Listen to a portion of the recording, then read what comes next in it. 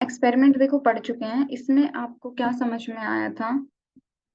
उस एक्सपेरिमेंट के बेसिस पे आपको क्या लगता है कि ये वर्ड क्यों यूज करा होगा?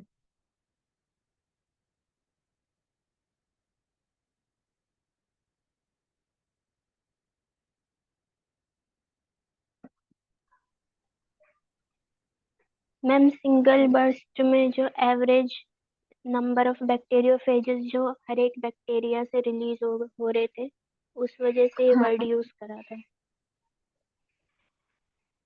देखो, इसके अंदर क्या हो रहा था? पहले जो है, हमने जो मिक्सचर ऐड करा था उससे कुछ टाइम तक, जैसे कि 1 घंटा इन्होंने दिया, 1 घंटा जो है उसमें कुछ ज्यादा फर्क नहीं था, वो कांस्टेंट ही था लगभग। उसके बाद क्या था, एक सडन रस्ट था। ठीक है, इसमें हमने यहाँ वाला ये जो ग्रोथ कर्व है ये एक्स्ट्रा हमने दिखाया है आगे हमने, बट अदरवाइज हमने एक्सपेरिमेंट के अंदर फर्स्ट बर्स्ट के बारे में स्टडी करा था। तो इसमें क्या था, लेटेंट पीरियड के बाद जो एक बर्स्ट हो रहा था, सडन बर्स्ट था जो कुछ ही मिनट्स के बाद था। ठीक है, तो इसलिए इन्होंने यूज करा सिंगल बर्स्ट। और उसके बाद जो नेक्स्ट हमने एक्सपेरिमेंट करा था, हमने नहीं, सॉरी, हमने पढ़ा था, करा नहीं, वो था Hershey and Chase experiment. Hershey and Chase experiment से आप लोगों ने क्या समझा था? आप मतलब क्या कंक्लूजन था उसका? मैम उसका कंक्लूजन था कि जो डीएनए होता है वो जेनेटिक मटेरियल होता है, जो पास ऑन होता है वन जनरेशन टू अनदर। बिल्कुल। हमने ये डिटेक्ट करा था थ्रू रेडियो एक्टिविटी। ठीक है, यस जिसके अंदर मैम। हमने S35 को प्री, P32। है ना, ये यूज करे थे। S35 जो है वो प्रोटीन का कंटेंट होता है, इसलिए वो सिर्फ प्रोटीन्स के अंदर यस पाया मैम। जाता है। तो प्रोटीन्स जो है वो सिर्फ कोट बनाते हैं। तो जब हमने सेंट्रीफ्यूगेशन करी थी उसकी, तो सेंट्रीफ्यूगेशन से क्या हुआ था, जो प्रोटीन था, प्रोटीन कोट था, वो हट गया था। ऑफ कोर्स वो बाहर ही रह जाता है जैसे ही जेनेटिक मटेरियल पास ऑन होता है। उसके बाद क्या था कि जो रेडियो एक्टिविटी हुई थी वो डीएनए के अंदर डिटेक्ट हुई। ठीक है, यानी कि P32 उसके हाँ, तो वो प्रेजेंट था। इस वजह से हमें पता चल गया था कि जो पास ऑन होता है वो क्या होता है, डीएनए होता है। ओके, सो हम आगे चलते हैं। Viral replication. A virus uses live processes of host cell for synthesis of viral proteins and DNA to replicate। ये हम बहुत टाइम से पढ़ते आ रहे हैं, जब से हमने स्टार्ट करी है वायरसेस की स्टडी। तो हमें पता है कि वायरस के पास खुद की कोई मशीनरी नहीं है जो कि वो खुद को वो करवा सके, रेप्लिकेट करवा सके। उसके लिए उसे होस्ट की मशीनरी ही यूज करनी है। उसके पास अपना सिर्फ डीएनए कंटेंट है जो कि कोड करता है उन प्रोटीन्स को, उन एंजाइम्स को जो कि इस रेप्लिकेशन के अंदर हेल्पफुल होती हैं। Okay, the viral replication cause biochemical and structural changes in the host cell, which may lead either changes in cell function or destruction of the cell. Of course, जब एक वायरस है, वो पूरी की पूरी मशीनरी हाईजैक कर ली है उसने, एक होस्ट की। तो जैसे ही वो अपने केमिकल्स उसके अंदर या फिर अपने एंजाइम्स, प्रोटीन्स जो भी है वो उसके अंदर प्रोड्यूस करवाएगा, तो कुछ ना कुछ तो चेंज होगा ना उसके अंदर, है ना? क्योंकि वायरस एक अलग है, बैक्टीरिया एक अलग स्पीशीज है। अब जैसे हम खुद का एग्जांपल ले लेते हैं, कोई वायरस है, कॉमन कोल्ड के लिए हमने कौन सा वायरस यूज करा था? Rhino virus. मतलब तो मान लो राइनो वायरसेस है, वो एंट्री कर जाता है। एंट्री करने के बाद क्या है, वो खुद की रेप्लिकेशन स्टार्ट करवाता है। अब वो रेप्लिकेशन स्टार्ट करती है तो उसके अंदर कुछ चेंजेस आते हैं। मान लो उस टाइम पे तो होस्ट हम लोग हैं, तो चेंजेस आते हैं, वोटरी नोज एंड वोटरी आईज, इस टाइप से जो हमारी स्नीजिंग है। ठीक है, ये चीजें क्या होती हैं, वो सिम्टम्स शो करती हैं। तो इससे हमें पता चलता है कि कुछ ना कुछ चेंजेस तो हमारे अंदर भी आए हैं, जैसे उसने खुद की रेप्लिकेशन स्टार्ट करी है। तो क्या है कि बायोकेमिकल चेंजेस होते हैं होस्ट के अंदर, और स्ट्रक्चरल चेंजेस हो सकते हैं। जो होस्ट शेल है मे बी वो रप्चर हो जाए, या उसका जो मेटाबॉलिज्म है वो अफेक्ट होगा।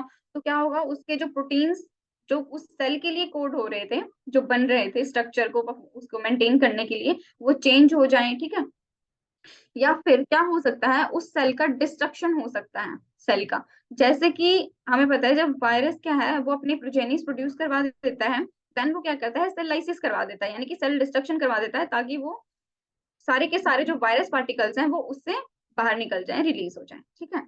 उसके बाद जैसे कि एग्जांपल है कॉमन कोल्ड वाला, जैसे मैंने बताया कि हम कॉमन कोल्ड से सफर करते हैं, तो जो इन्फेक्ट होता है कॉमन कोल्ड का, उसे राइनो वायरस है, पता है। सम ऑफ आवर शेल्स जो है डाई थ्रू द लाइसिस और ब्रस्टिंग यू कैन से, और एपोप्टोसिस। एपोप्टोसिस का मतलब है प्रोग्राम्ड शेल डेथ, और you can say cell suicide.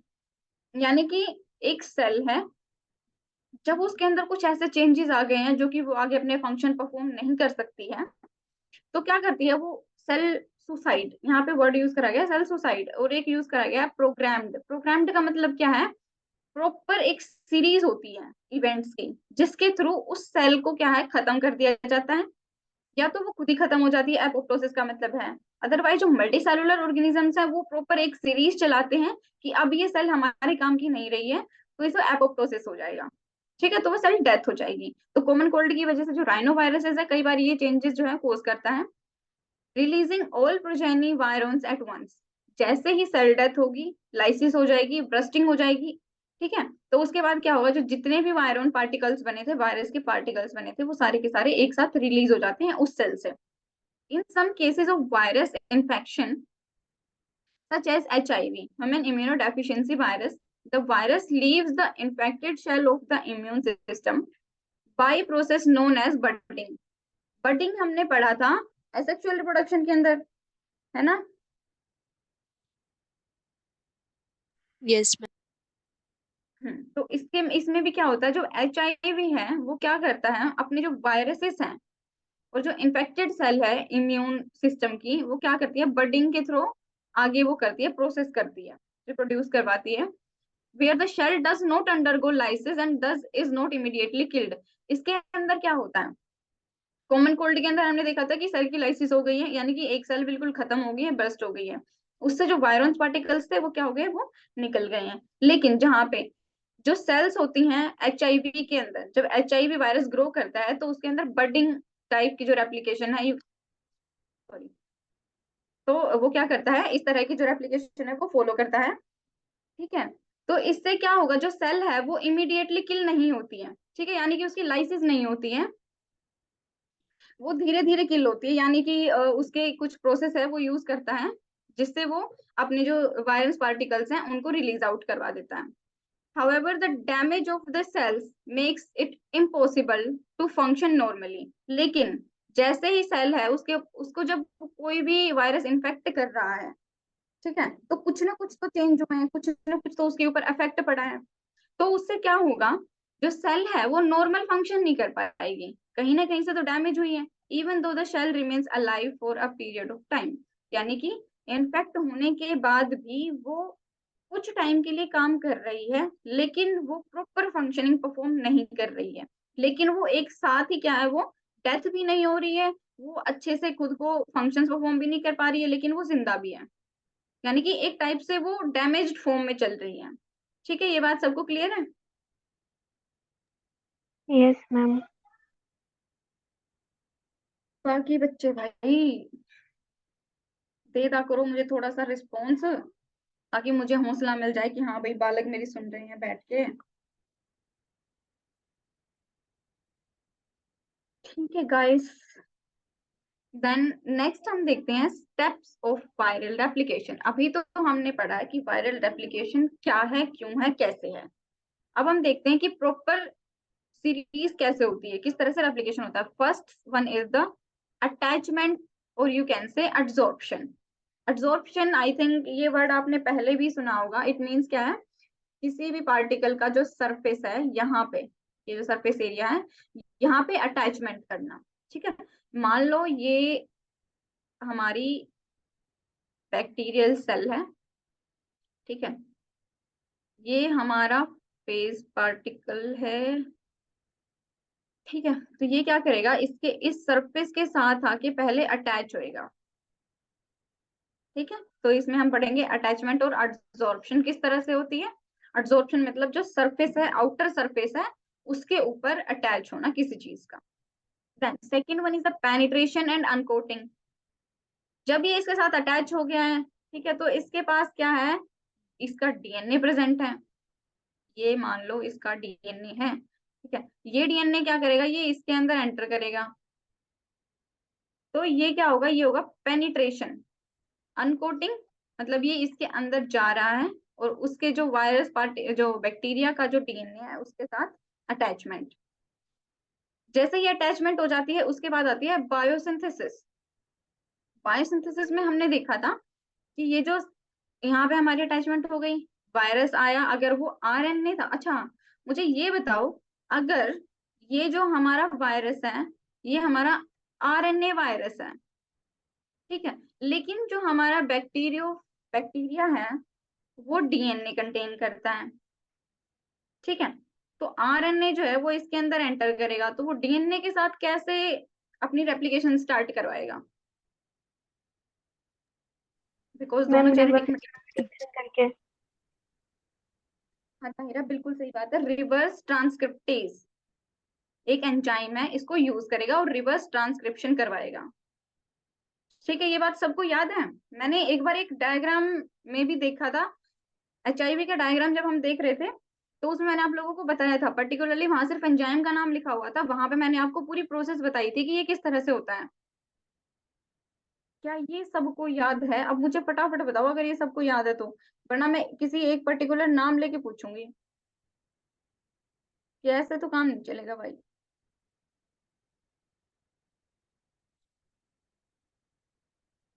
बता दो। मैम एक्चुअली मैंने ना 2-3 दिन से क्लास नहीं करी है ना, तो थोड़ा समझने में प्रॉब्लम हो रही है। हाँ जी राधा, आप मुझे बताएं कहाँ आपको समझ नहीं आया, मैं आपको रिपीट करूंगी, कोई इशू नहीं है।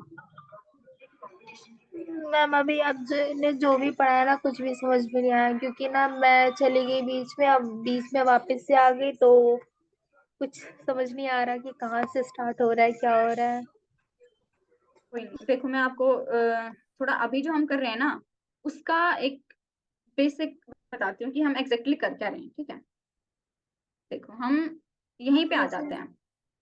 वायरल रेप्लिकेशन मीन्स क्या है कि वायरस जो है वो खुद को रेप्लिकेट कर रहा है, ठीक है।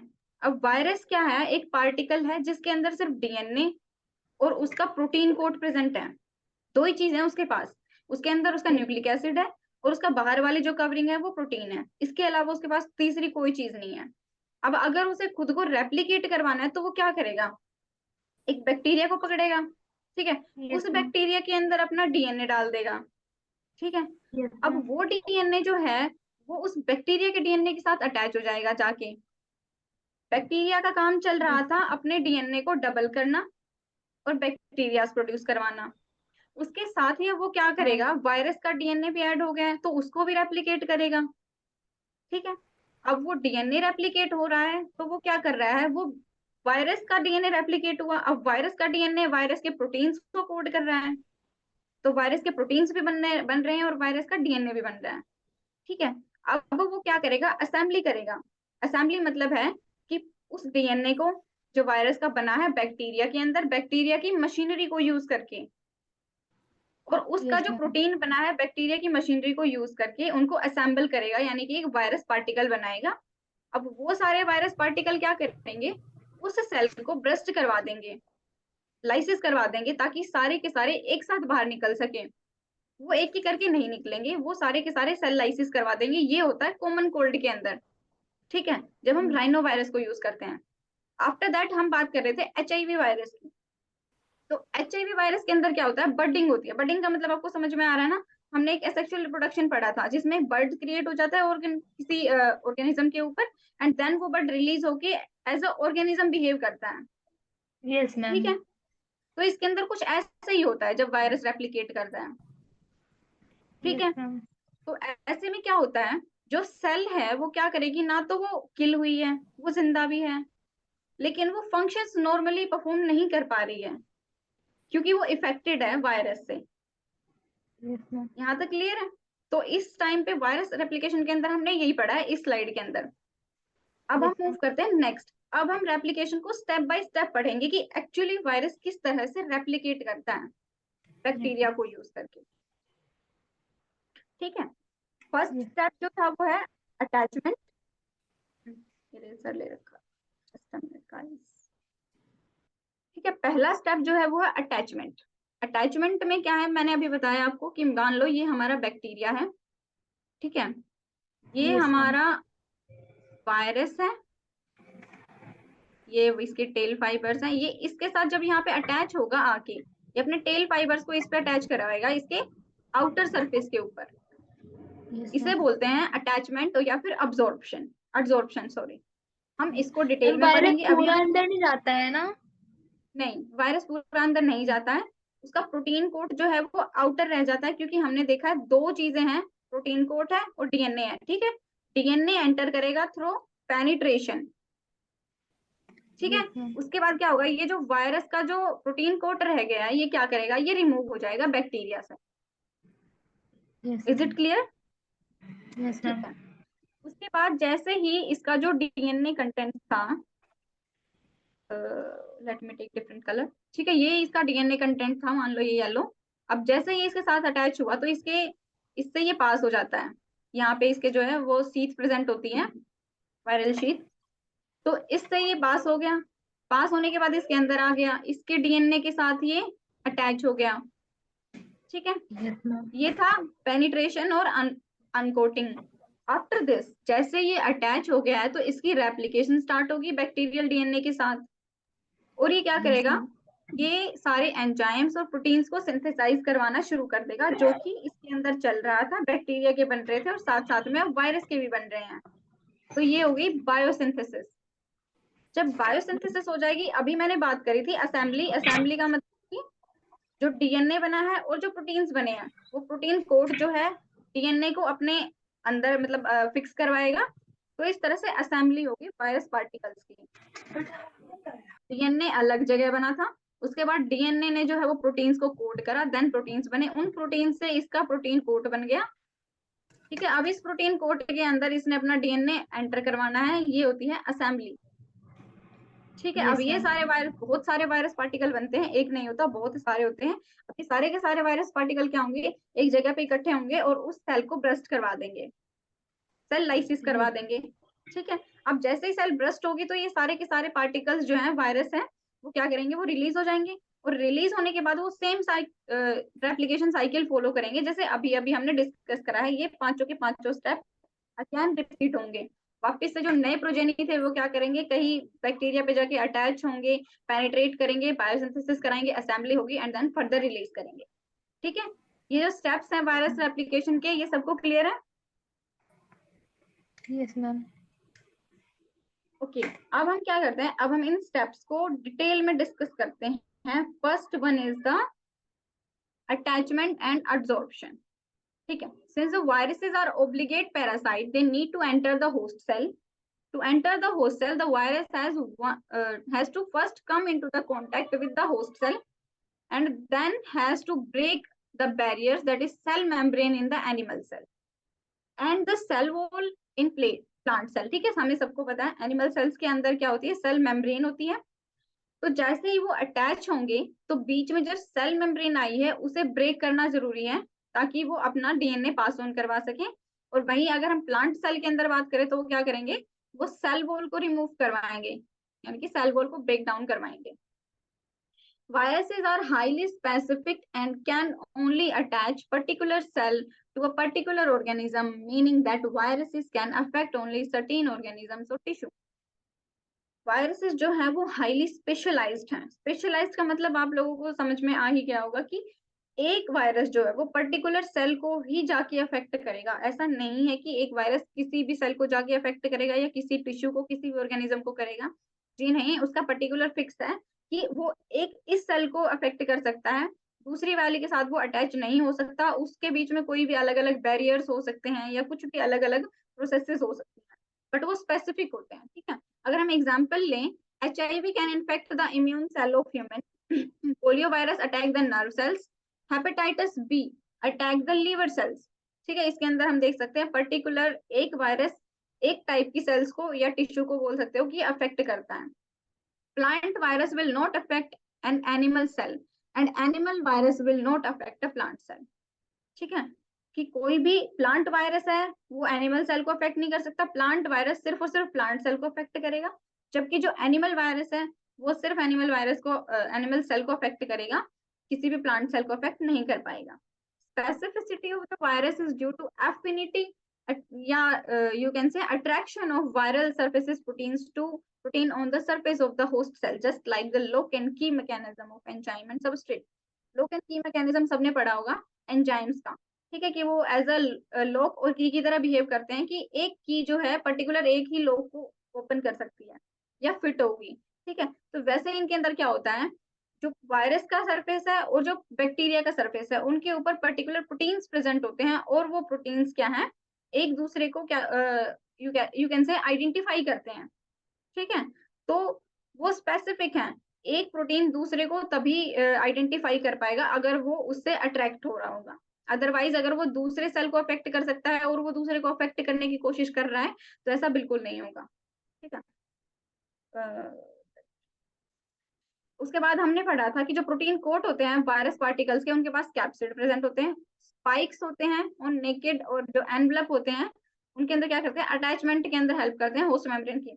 मैंने एक बात आपको तब भी रिपीट करी थी कि स्पाइक्स प्रोटीन्स प्रेजेंट होते हैं, मुझे ये बताओ ये स्पाइक्स प्रोटीन कहाँ प्रेजेंट होते हैं और क्या काम करते हैं।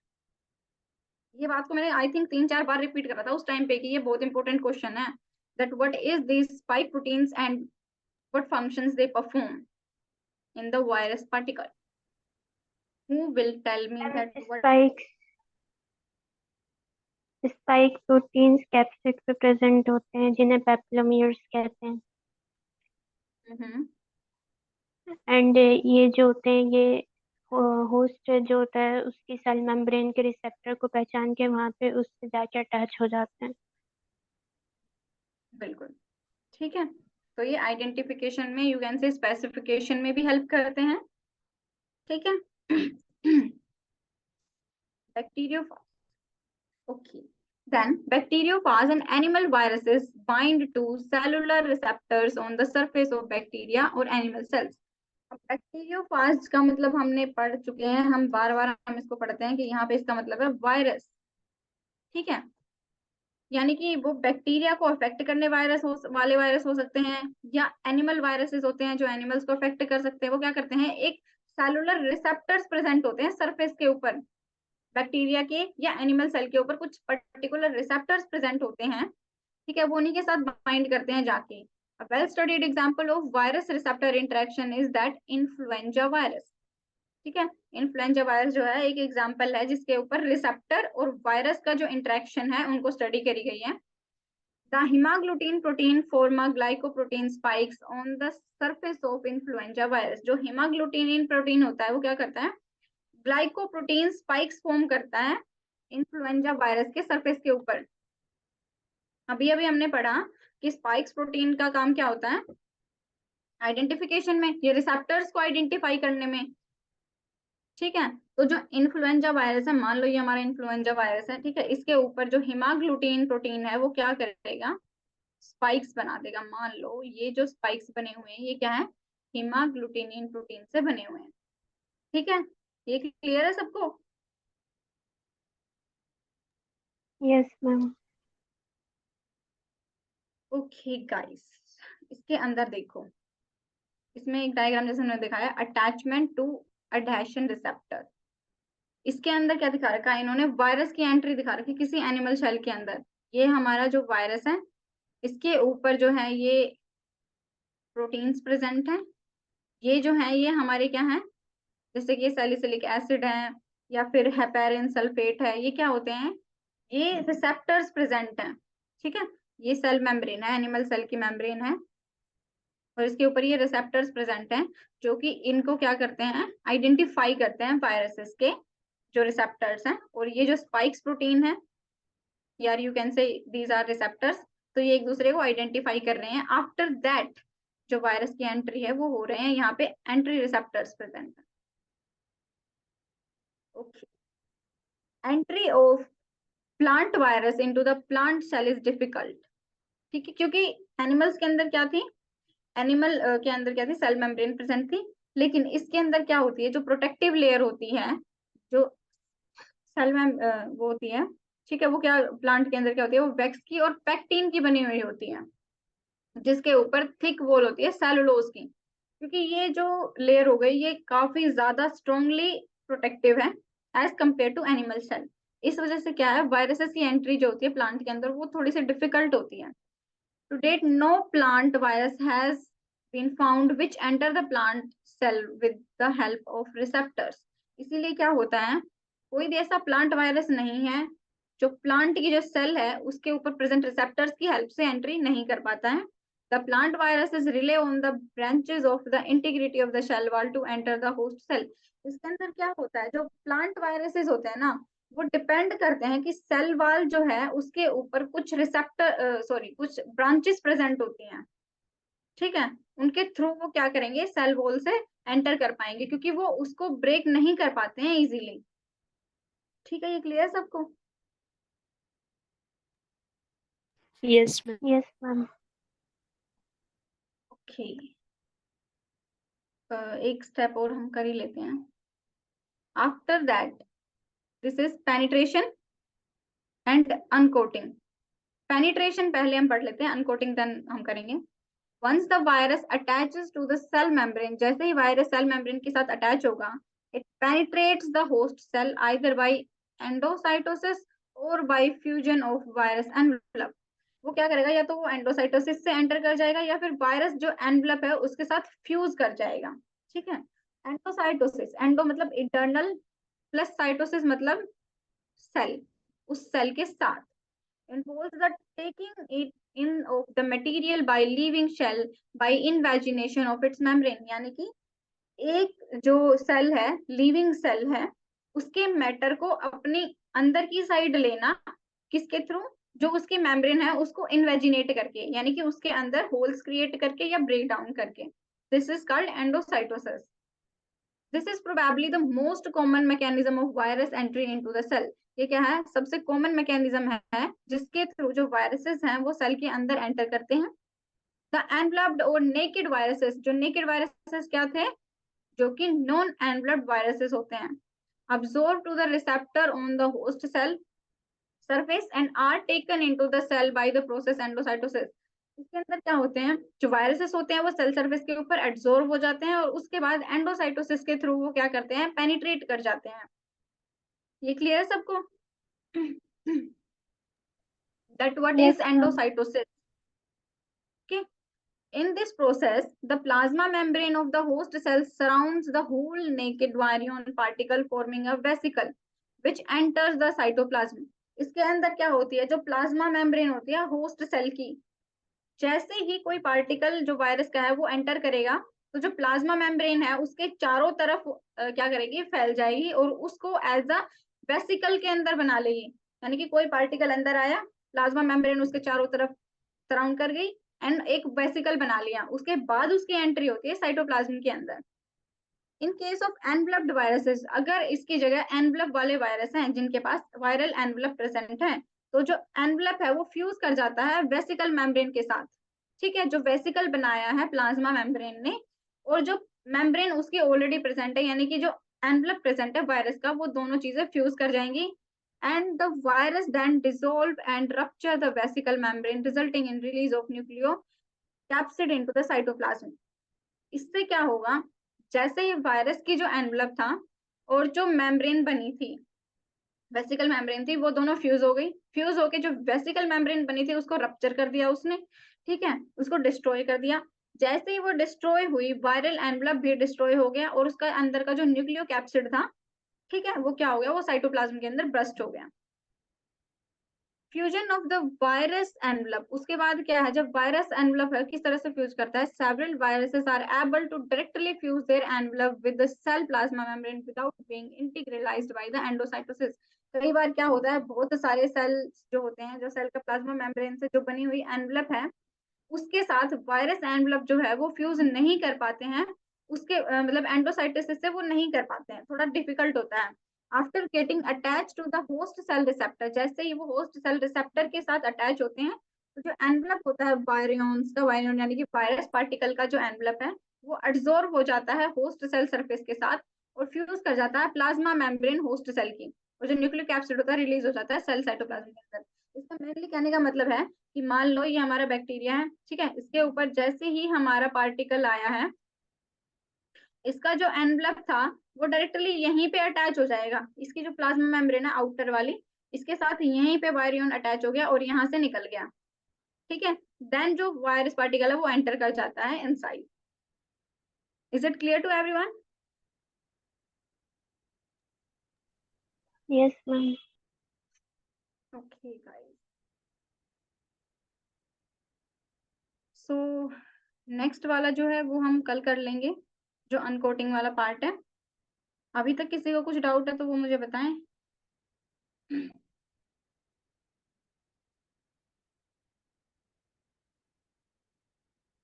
राधा, आपको समझ में आया अभी?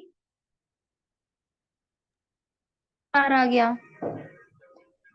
Okay, it is very good. किसी और को कोई